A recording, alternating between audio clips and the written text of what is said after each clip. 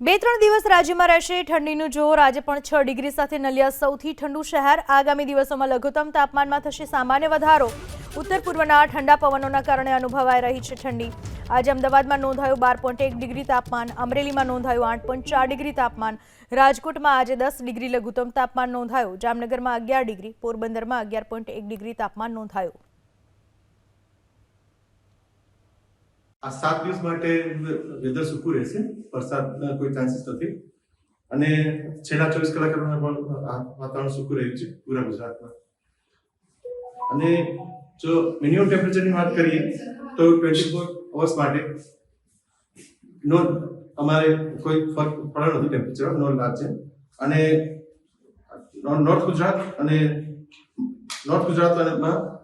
Normal રહ્યા temperature, એટલે કોઈ ફેરફાર નથી થયો। અને સાઉથ ગુજરાત અને કચ્છમાં નોર્મલ કરતા બિલો નોર્મલ ટેમ્પરેચર્સ રહ્યા છે। અહીંયા અમારે ઓબ્ઝર્વેટરીની બધી વાત કરીએ તો એમાં 6.4 ડિગ્રી સેલ્સિયસ નલિયામાં રેકોર્ડ થયું છે, અમદાવાદ 12.1 ડિગ્રી સેલ્સિયસ અને ગાંધીનગર 10.5 ડિગ્રી સેલ્સિયસ। પહેલા 24 કલાક દરમિયાન ટેમ્પરેચરમાં નો લાર્જ છે, એ પછી 2 થી 3 ડિગ્રી સેલ્સિયસ જેટલું ટેમ્પરેચર રાઇઝ થશે। એ પછીના દિવસોમાં ગ્રેજ્યુઅલી ફોલ થશે।